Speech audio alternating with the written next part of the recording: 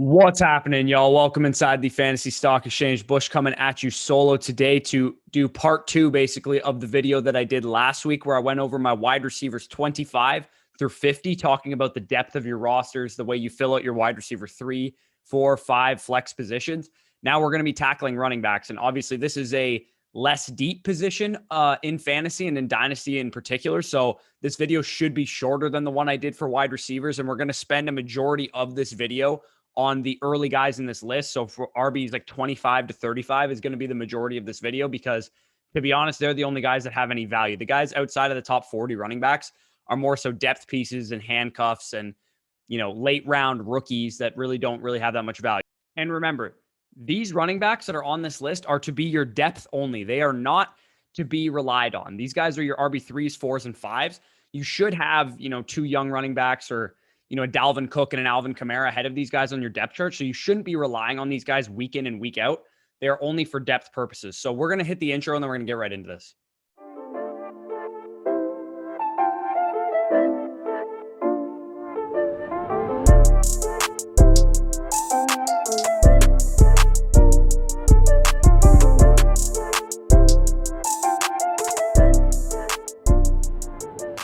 A reminder that these are tier based, right? Just because I have a guy over another guy doesn't necessarily mean I would take them over that player. It's just probably something to do with their age and their longevity and certain things of that nature. So depending on if you're a rebuilding team, a contending team, certain players might be better than others.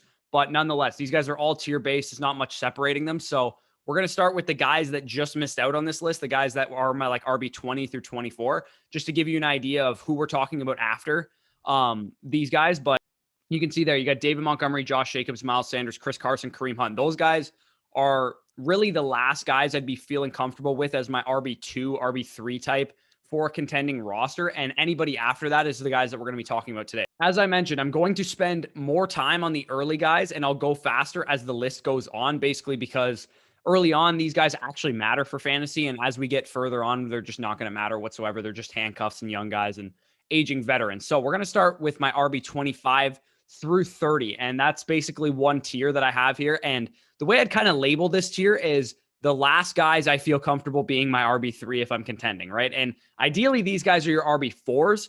But if these guys are your RB3s, you can still contend, assuming the rest of your roster is really good. You got Stephon Diggs, Darren Waller, Justin Herbert at quarterback, and you can contend with these guys as your RB3s only. You still would need two great running backs ahead of these guys, but you can see the tier there. We got Damien Harris, Ronald Jones, Michael Carter, Mike Davis, Myles Gaskin, and Trey Sermon. And we're going to start with Damien Harris because he is my RB25.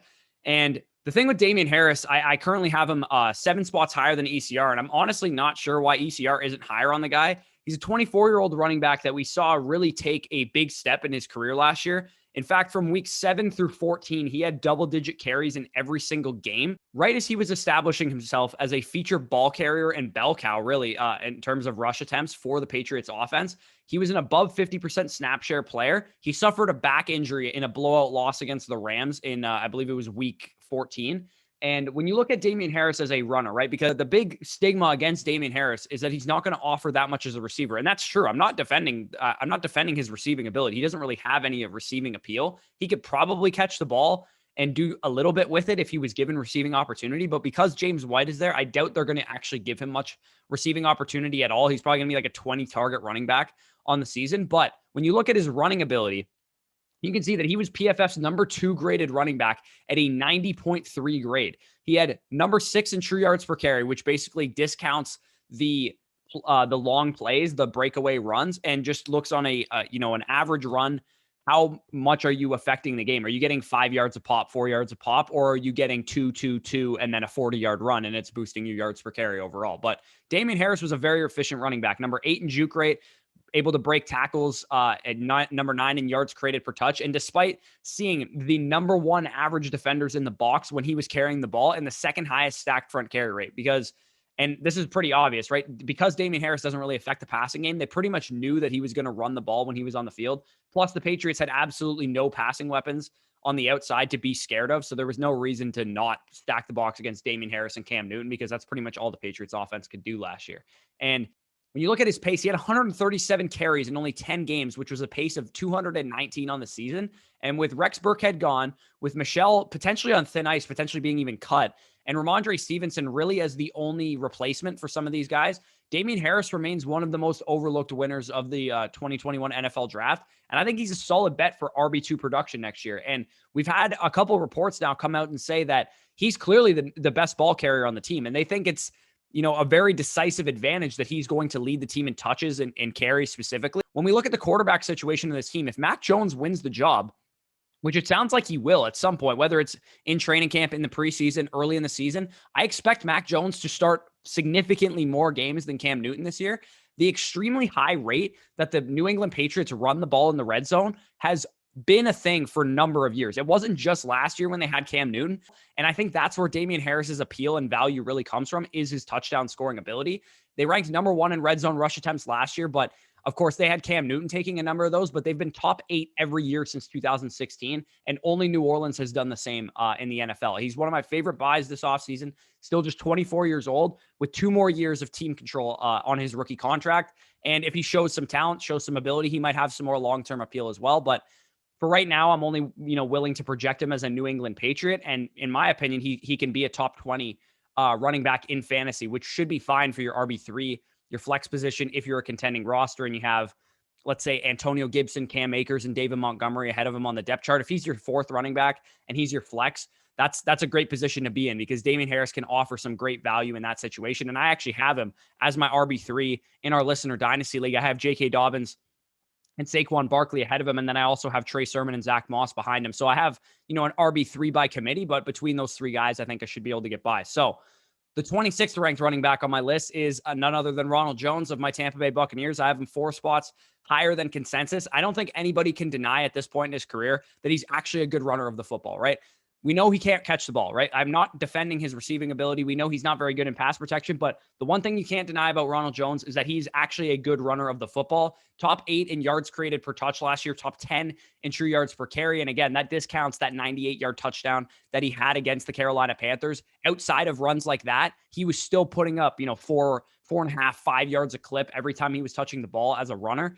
And we know this backfield will be an absolute headache this year, right? We have Leonard Fournette, we have Ronald Jones, we have Gio Bernard. We have no idea how the split is going to shake out between these guys. But like I said on the ADP risers and fallers video, I think Gio Bernard eats way more into Leonard Fournette than he does into Ronald Jones. I'm betting on the talent basically this season to win out, as I think Ronald Jones is by far the most talented running back in the backfield. If anybody misses time, I expect Ronald Jones to do the most with that opportunity, because of course, the appeal with some of these guys, with Fournette, with Rojo, is that if one guy gets injured, the other guy is going to be more valuable. And when we look at Ronald Jones' long-term view, he's only 23 years old. He was a 20-year-old rookie coming into the NFL in 2018. Free agent after this year, as is Fournette and Gio Bernard. So whether he stays in Tampa Bay, whether Fournette stays and he leaves, he stays, Fournette leaves, Gio leaves, whatever the case is, I think this backfield is going to clear up, and Ronald Jones' situation specifically is going to clear up in the next couple of years, after this year specifically. And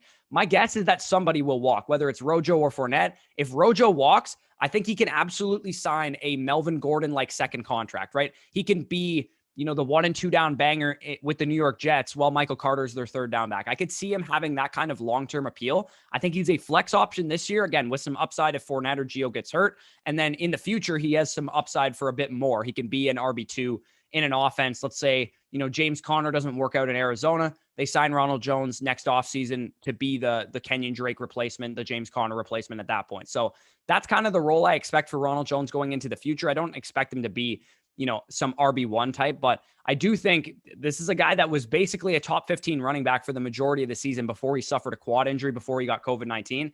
And he was a guy that you could flex week in and week out. I had him on a championship roster. He was my RB4 on that team, and he was a guy I was consistently flexing. So let's move on. I mentioned the Jets already. Let's move on to number 27 on my list, Michael Carter, rookie running back for the New York Jets. I have him 1 spot higher than consensus. He was a 4th-round pick by the New York Jets, but we have undisputed and documented proof that they wanted him in the 3rd round. We have literal video of them saying, I can't believe he's here, in round 4 during the draft. When we look at the Jets backfield, I think we would all be very excited about a running back landing here if it would have been with high draft capital, because If Travis Etienne went here, I'm telling you right now, he would still be my RB1 over Najee Harris, because if Travis Etienne went here, there is like literally no competition for touches in this backfield. Frank Gore was their leading rusher last year. He vacates 209 carries, and it's basically Tevin Coleman versus Michael Carter in this backfield, which in my opinion, from a talent perspective, should be no contest. But here's the thing with fantasy football, right? I might think that, Michael Carter is a way better running back than Tevin Coleman, and he might actually be a way better running back than Tevin Coleman.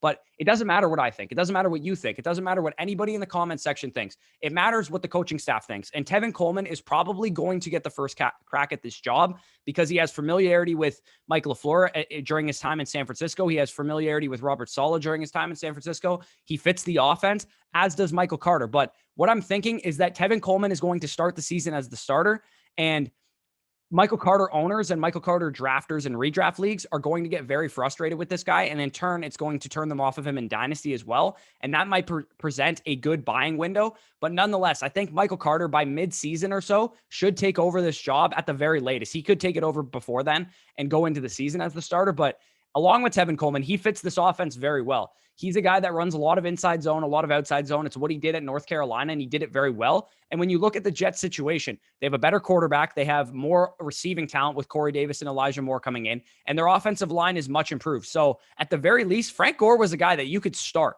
week in and week out. He was a guy like a back-end RB2. Yeah, it wasn't sexy, but you could legitimately throw him into your lineup last year and hope for a touchdown. Michael Carter, I think, could be a way better version of that this year because the offensive line is much improved. They add Morgan Moses to already go along with Mekhi Becton, who they drafted in the first round last year, Elijah Vera Tucker, who they drafted in the first round this year, traded up for him, in fact. And then, Van Roten and Connor McGovern are, average starters at best. But if those three guys can be plus starters on the offensive line, we could be talking about a top 10 unit in the NFL. And that's really going to bode well for Carter. It's going to bode well for Zach Wilson. It's going to bode well for the entire offense, which makes the running game more appealing. And long-term, I've talked about this before, but long-term might be a question mark for Michael Carter. I'd imagine they're not going to give Carter a full workhorse role at any point in his career because he's simply too small to be a workhorse running back. So adding a Rojo type or a two-down banger type would make a lot of sense this year, next year, for the rest of Carter's career, if they do believe in the guy. But I've also mentioned the possibility that if Carter struggles as a rookie, right, if he's terrible, let's say he comes out, falls flat on his face, they could go out and they could draft a Breece Hall with their second first-round pick next year. They have 2 picks in the first round, 2 picks in the second round, and a third-round pick in the draft next year in a running back class that is a lot deeper than this one was. So if they wanted to go out next year and add another running back in the class, that could really kill Carter's value long-term. So that's why I say he is more, even though he is a young running back and he's a rookie running back, I do think he's more of a short-term asset because he's a 4th-round pick. He doesn't really have a lot of, faith from the coaching staff, even though they had a 3rd-round grade on the guy. There is a good chance that they could add another running back of high value, whether it's a free agent or a draft pick this time next year if Carter doesn't perform up to snuff. So the next guy that we're going to get into, number 28 on my list, Mike Davis. I have him 8 spots higher than consensus right now. I think he is just the definition of a win now asset, right? It should be fairly straightforward why I have him so high. He's just a 1-year rental. He proved that he could hang on as a feature back in Christian McCaffrey's absence last year. Top 3 in juke rate, number 3 in PFF elusive rating, and he ranked among the top 15 in yards per route run and yards after contact last year. Mike Davis basically showed that he can do everything that you want out of a 3-down running back. He just doesn't give you that splash potential, right? He was like one of the worst running backs in terms of breakaway run rate. He just doesn't give you the splash plays. But aside from that, he does everything that you want him to do, and he steps into a Falcons backfield this year that Todd Gurley, Ito Smith, and Brian Hill are all gone, right? Everybody is gone in that backfield. 358 carries and 90 targets from last year are available up for grabs. And obviously, vacated production's something that's always debated whether it actually translates or not. But nonetheless, you got to recognize the fact that the roles are gone, right? The primary ball carrier role that Gurley had last year is gone. And both of the 3rd down backs are gone, Brian Hill and Ito Smith. So there's a 3-down workload up for grabs this year. And Mike Davis, at the very least, should be a shoe-in for a Josh Jacobs-like workload. Not necessarily talent, but the workload that Josh Jacobs saw last year, that is the minimum workload that we're going to see out of Mike Davis this year. And he could be potentially in store for a guy like David Montgomery's workload, right? What we saw from David Montgomery last year, we could see from Mike Davis. He could be a guy that comes on in the back half of the season and is getting all the receiving work, all the goal line work, all the early down work. Everything that he gets is his in that backfield. And the issue with Mike Davis and why he's not higher on this list is that he's 29. Obviously, he doesn't have a lot of longevity in his career from an age perspective. And I doubt they're going to go into next season with Mike Davis as their starter with no competition. They're probably going to use him up this year, draft a running back in the second round next year, or, sign another running back or something like that. So Mike Davis, not a long-term asset, definitely a short-term asset. But if you're going for a championship this year and you need a RB3 and RB4 and RB5, even just if you have a deep flex league or something like that, go and shop a late second rounder for Mike Davis and see what happens. Because even if you only get 1 year of top 15 running back production out of Mike Davis, and that second round pick turns into like a half decent rookie and you win a championship, it's still worth it. I know a lot of people are hesitant to give up draft picks, but when you think about Mike Davis, the guaranteed production that you're going to get this year is going to probably be more valuable than most second round picks that you can use in rookie drafts anyway. And if you're a contender, it's going to be a late second round pick anyway. So he's a guy that I'm really interested in acquiring if I'm a competing team. And I think he can help you guys win if you're in that position. So 29, my RB29 on the list, Myles Gaskin, another guy like Mike Davis, who it's really hard to say anything bad about his workload this year because I do think Myles Gaskin's set to have a great workload.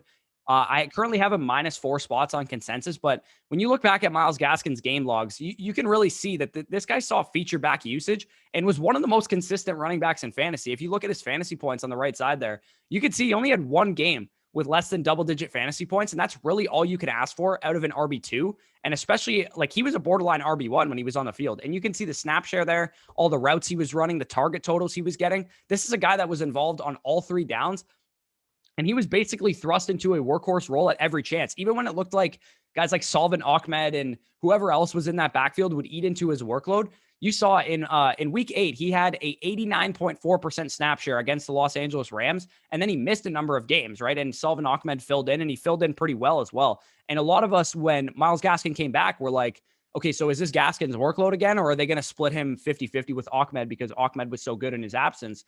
And they went right back to Myles Gaskin. In Cincinnati in week 13, 71.6% snap share. He had 21 carries and 2 targets right away after that absence. He had a 5-4 week absence with an injury that he dealt with, and he came back and saw 20 plus touches. So that's really all you can ask for out of a guy that's, a fill-in RB2. They bring in Malcolm Brown and 7th rounder Jared Dokes as competition for Myles Gaskin in the offseason. Malcolm Brown, I expect to eat into Myles Gaskin's workload. The question is how much, because Malcolm Brown has been a guy that we've underestimated in the past and come out and really eaten into workloads of players that we really believed in. A number of years ago, Darrell Henderson, a lot of people believed in him. Cam Akers last year, he ate into his receiving workload specifically. So it's a 7th round pick, right?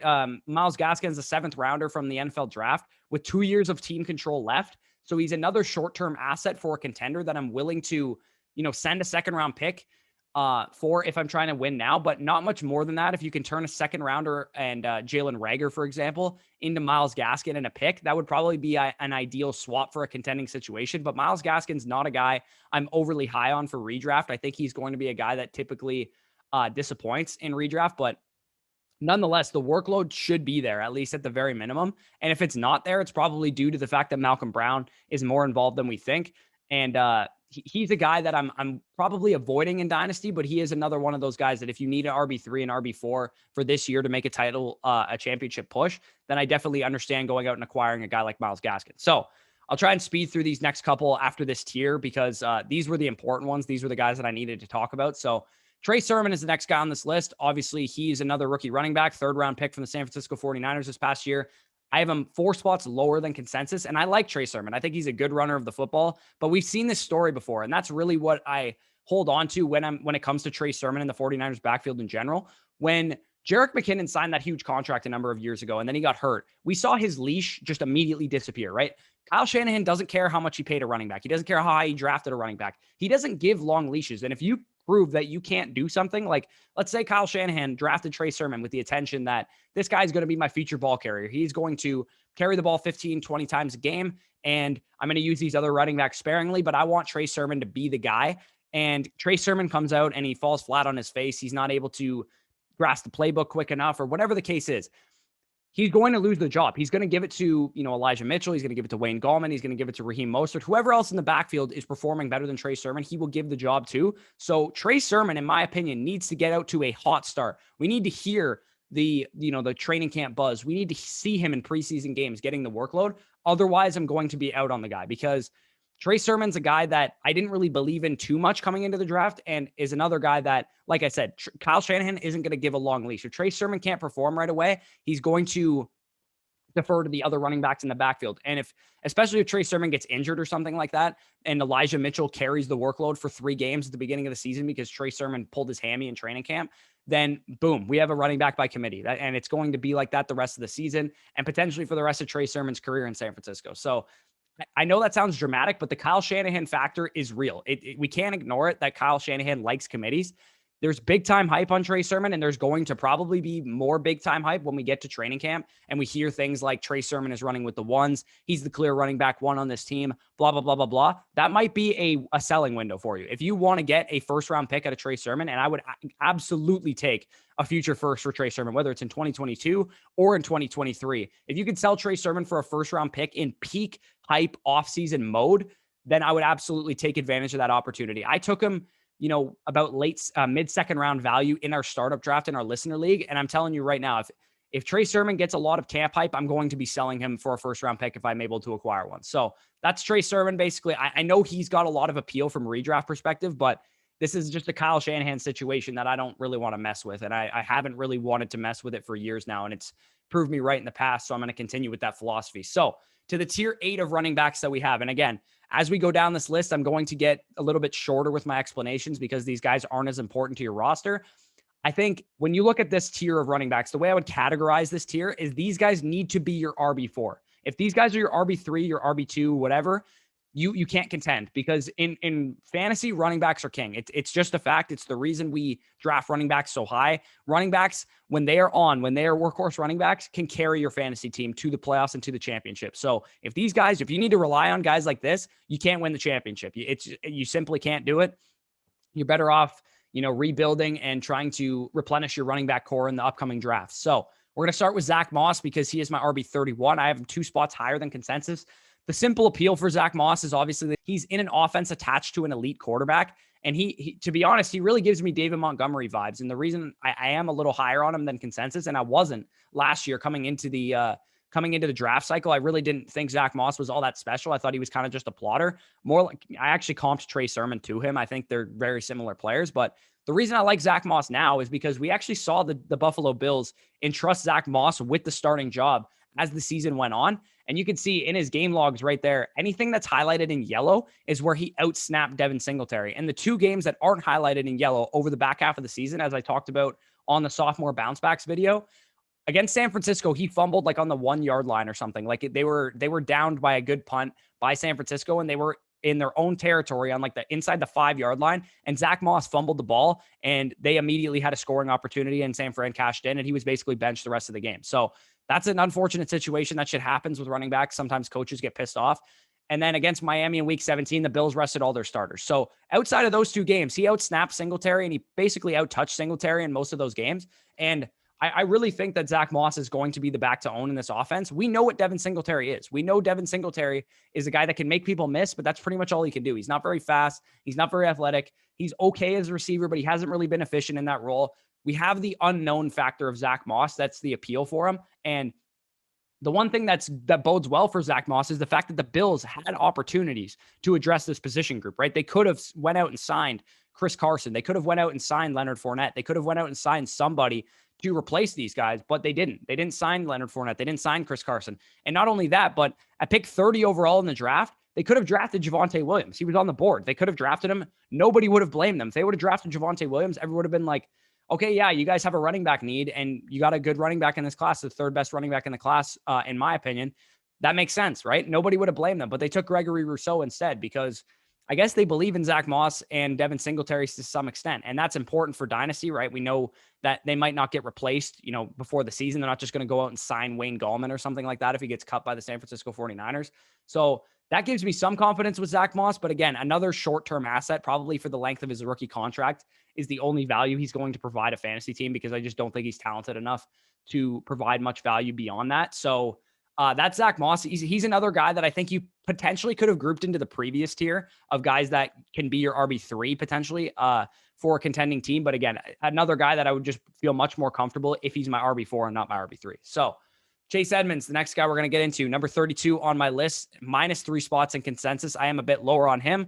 I think what you're looking at with Chase Edmonds is he's going to be a consistent flex option in 2021. He absolutely will not be a workhorse. Anybody who thinks he's going to be a workhorse is sorely mistaken. He's going to be in tandem with James Conner. James Conner is going to get the early down work. He's going to get the receiving work. It's pretty much what we saw with him and Kenyon Drake last year. Maybe he sees a bit of an uptick in his workload because James Conner is not quite as good as Kenyon Drake. But either way, I still think we're talking about a guy that has flex appeal really only, maybe RB2 potential in good matchups. But I think the Eckler style workload would be ideal for Chase Edmonds, but I don't think he's ever going to get a workload similar to that. And with Austin Eckler, we are in a situation where we have quarterbacks that are more willing to check down. Kyler Murray's a really mobile guy. He's probably not going to throw the ball to the running backs very much. And in the red zone, the running backs get siphoned a little bit because Kyler Murray runs the ball down there. So this backfield overall isn't one that's very valuable. It's probably not going to provide very high ceiling because of what Kyler Murray does with his own legs. And that's kind of my thoughts on Chase Edmonds. And I'll get to James Conner in a second because they're pretty similar. But Chase Edmonds is not a guy that I'm really willing to invest in. I think he's a good RB4 just to have on your roster in case you have an injury or in case you have bye weeks or if you need a flex start here and there. But if you got to rely on him week over week, that's pretty nerve-wracking. Even in a flex position, I probably wouldn't want to rely on him very often. And he's still a young running back, so he could have some value long-term, but I think his value is probably going to come with the Arizona Cardinals for the remainder of his rookie contract. So A.J. Dillon, the next guy we're going to talk about, small sample, but he was actually excellent. Like, to be honest, when you look at A.J. Dillon's film, when you actually watch him play, he was very good last year. And any of his small sample size games that he had, I think this guy is one of the best handcuffs in fantasy. And I think he has some standalone value as well. He's going to be, an early down role. He might get some receiving work here and there, but he's probably going to be a primary ball carrier for the Green Bay Packers this year, with Aaron Jones working as more of a pony style running back, used a lot in the receiving game, used a lot in the red zone, which is good for Aaron Jones. That's exactly where you want him to be used because that's where he excels at. But when you look at A.J. Dillon's ability to run the ball last year, he was actually good. 37.5% juke rate would have been the best in the NFL had he reached a certain carry threshold. But obviously it's too small of a sample, but the fact that he was breaking tackles and avoiding tackles is something that you like to see. And A.J. Dillon was a guy that I actually really liked coming out of Boston College. I had him ahead of Zack Moss. I had him ahead of Keyshawn Vaughn. I had him ahead of all these guys that people wanted to hype up because I thought he was just a better player, to be honest. I think he's a good runner of the ball, and I think he's going to stick for a while in the NFL. Whether it's in a feature workload, a committee, whatever the case is, I think he's a good NFL caliber running back. And at this point in the running back rankings, that's really all you can ask for is players that are talented. And when we've seen the Aaron Jones and Jamal Williams split for a couple of years now, I think the way that the A.J. Dillon Aaron Jones split is going to work is that basically A.J. Dillon takes over the Williams role, except he doesn't have as much receiving appeal. So Aaron Jones will probably see an uptick in receiving workload, but maybe a little bit of a downtick in his overall carries, maybe lose some red zone work as well. So overall, it's kind of a net neutral situation for Aaron Jones, and A.J. Dillon's situation probably not very valuable on standalone value, although he will have some standalone value. And like I said, if anything happens to Aaron Jones, this guy could be a top 12 running back in fantasy, and I wouldn't be shocked at all. So Leonard Fournette, the next guy we're going to talk about here. Again, another Tampa Bay Buccaneers running back that we probably don't really want anything to do with. I think he's another one-year rental RB4 type. Great in the playoffs, obviously, last year for the Bucs Super Bowl run. Shout out to the Super Bowl champs. But this is total recency bias. The fact that people are taking Leonard Fournette over Ronald Jones is complete recency bias. Fournette got a shot at the starting job last year because Rojo got hurt. He had a quad injury in Week 14 against the Minnesota Vikings, and he had COVID-19 following that game. So I really think that people are just overestimating how much Leonard Fournette's going to be involved. I think this is going to be a headache backfield, right?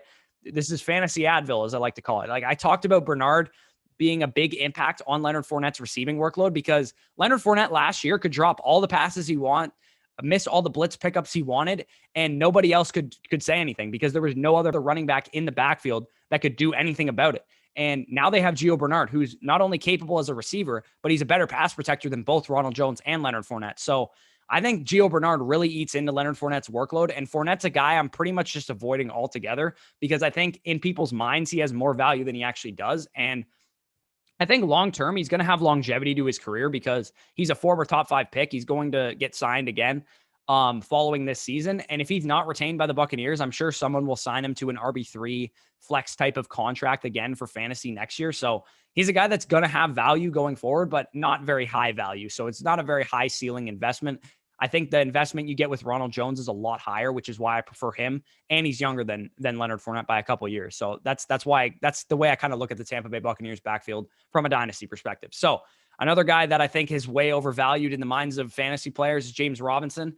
I have him at 35. He's actually ranked at 27 in consensus. ECR has him ranked over Michael Carter and Damien Harris. And to me, that's just nuts. I don't see why everybody's ignoring the fact that they spent a first round pick on a running back. James Robinson was already going to see a downtick next year, right? He was a product of his workload. And even if they only added Carlos Hyde to this backfield, which they did, James Robinson was going to see a downtick in his production from last year. He was not efficient. He wasn't efficient with his workload. He was just a volume play. He was number 1 in the NFL last year in opportunity share. And James Robinson truthers don't want to admit that all he had was volume. And he's officially dead now because he doesn't have receiving volume anymore because Travis Etienne is the receiving back on the team. They've come out and said it numerous times, and they'll probably split goal line work. So we're talking about a committee running back who's getting the least valuable touches in the backfield for a bad offense, or what we presume to be a bad offense, unless Trevor Lawrence comes out and is just a superstar. Even if Trevor Lawrence is Justin Herbert from last year, did you want to roster Josh Kelly? Because that's basically what James Robinson is. Maybe he's a little bit more talented than Josh Kelly, but I still don't think he's going to have that much value. And my opinion is if you have this guy on your roster, sell him now, because I guarantee there's somebody in your league that views him a lot higher than he should be viewed. And you could probably get an early second round pick for James Robinson. I would take that all day. You could probably get Damien Harris straight up for James Robinson, and I would take that all day. And again, if you can get Michael Carter or Trey Sermon straight up for James Robinson, again, I would do that all day and twice on Sunday. So on to the next guy, and I already talked about his backfield mate, James Conner, 36 overall in my running back rankings, +4 in consensus. I think he's going to assume that Kenyon Drake role, like I talked about already.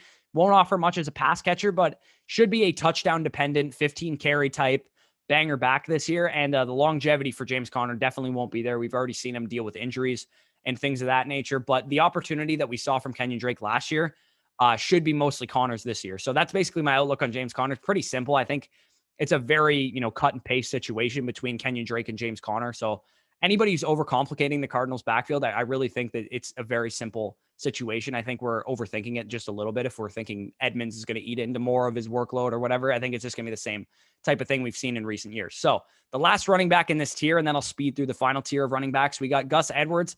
I have him 10 spots higher than consensus. And basically, much like AJ Dillon, I think he's one of the best handcuffs in fantasy. I think he has pretty good standalone value in the NFL as well. I don't think he's going to be a guy that you can consistently start, but in a great matchup, he could be like a flex position that you throw into your roster. And we know he can handle a lot of carries. We've seen him do it in the absence of J.K. Dobbins last year. We've seen him do it in the absence of Mark Ingram in years past. And you're probably going to have no idea when to start the guy, but high-end handcuff value is what keeps him up here for me. And I think when you're at this point in the draft, the best handcuffs, young handcuffs, let's just put him this high, because that's really the only running backs that are valuable. And I honestly don't even want to spend a draft pick on most of the running backs I'm about to talk about. That's the end of the tier 8 of my running backs. The tier 7 of my running backs was the 25 through 30. These are the last guys that I really want to even really be spending a draft pick or any kind of trade assets on. The next guys that I'm going to talk about are gross. They're guys that are filling out your RB5 slot. If you have them as your RB5s, I suppose it could be worse, but these are not guys I even really think have any kind of value long-term. It's just a big mess of shit, in my opinion. Going to absolutely speed through these guys. I don't want to waste any of your guys' time talking about these dudes, but we're going to start real quick with Kenyon Drake, right? Kenyon Drake is going to be a guy that is going to have some value. I wrote an entire article basically on Josh Jacobs the other day. If you guys want to go to my Twitter or go to Fantasy Scouts, ffballday.com, and go to my name, you can see that I wrote a Josh Jacobs dynasty outlook. I don't think Kenyon Drake is much of a threat to Josh Jacobs. I think he's there to replace Jalen Richard. I think he's there to replace Devontae Booker, and that's about it. I don't think he's going to take early down work. I don't think he's going to take goal line work. I think he's there to take receiving work from Josh Jacobs. So that's my thoughts on Kenyon Drake. Again, I don't think Kenyon Drake is a very good running back. I think he's just a committee running back that's going to prove to be, a little bit of a pest to Josh Jacobs, but that's about it. Melvin Gordon, we have no idea what the hell is going on with him. I think he's going to be an early down running back this year. But I think he's basically in Mark Ingram territory from last year. So if you drafted Mark Ingram early in drafts last year in a dynasty startup, you're probably regretting that pick because he has basically no value right now. And I think that's what is in store for Melvin Gordon's future. Devin Singletary, as I talked about with Zack Moss, we know what he is at this point in his career. He's a third down-ish running back who's okay in the receiving game and can make people miss, but he can't really do anything else. He doesn't have high fantasy output. He's just a guy that is valuable in case Zack Moss gets injured. That's basically all he is. Raheem Mostert, another guy that I don't really know what to make of right now. He could definitely hold off Trey Sermon in that backfield and be a valuable, home run type of running back like he's been already. But this is a guy that just can't stay on the field, to be honest. And he's a guy, again, he's an RB5 type that you can have on your roster who you can, break class in case of emergency, but that's about it that you're getting out of Raheem Mostert. Nyheim Hines, another guy that is a third down back only. That's pretty much all he's going to offer you as a fantasy player. Maybe you could say that I'm a little low on him. He might even belong to be a little bit higher in this list because at least for the most part, you should know when to start Nyheim Hines. If there's, a high pass volume type of matchup that you're going into, I think Nyheim Hines is probably a decent play.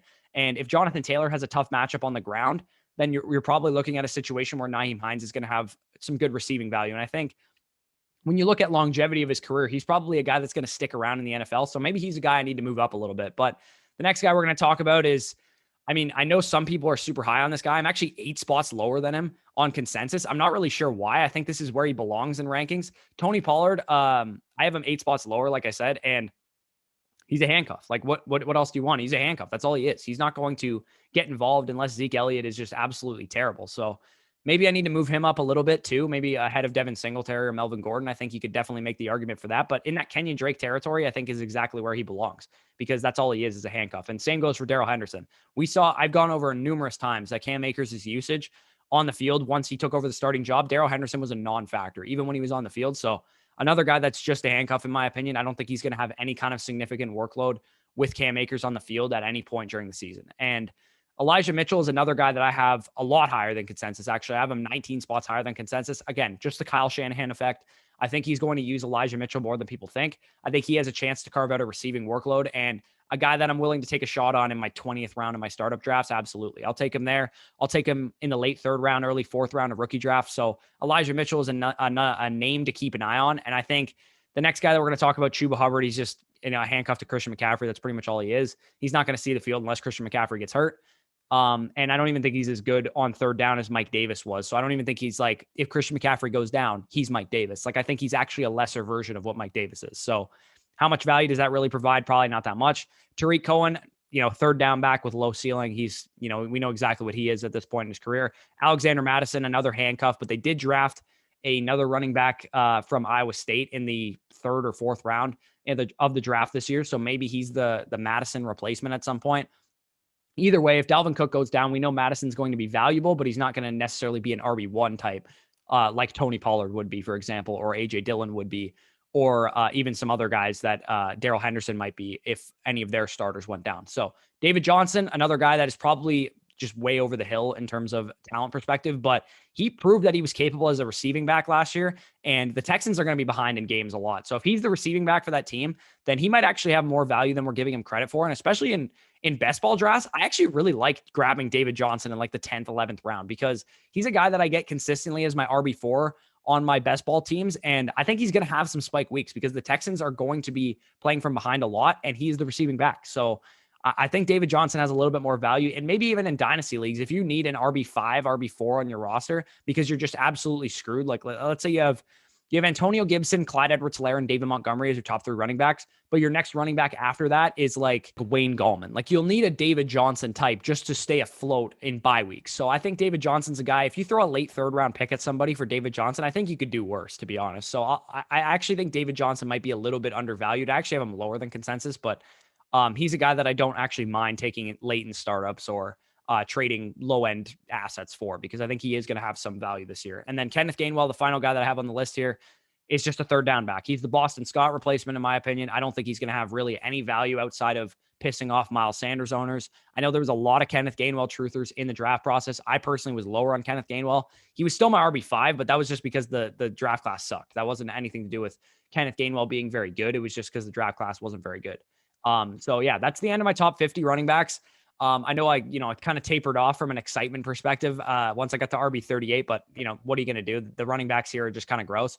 So if you guys enjoyed this video, as always, like, comment, subscribe to the channel if you are new, and make sure you guys, our draft guide is coming out in a couple days. So July 15th is actually this Thursday. That is when our draft guide is going to drop. We're going to have all your favorite, sleepers, busts, league winners. Our rankings are going to be in there for those casual players that are looking for things like that. And then for more of you guys that are Dynasty and diehard players, we still have our Dynasty draft guide live. We have a lot of rookie write-ups, Dynasty rankings. We have how to do your own research if you guys are capable of doing that. We have databases that you can use to form your own opinions on these players. So a lot of value packed into one low price of $10, because all you have to do to get both of those draft guides is deposit on Underdog Fantasy using code FSE. When you sign up and make your first deposit, we will get notified that you did that, and we can sign you up for the draft guide. And you'll get both of our draft guides totally for free just for using our code. And you'll also get $25 free to play with on Underdog. So $35 on Underdog for just a $10 deposit, and you get 2 free draft guides. Can't get a better deal than that. So peace out, guys, and enjoy your Monday. Why you need the money?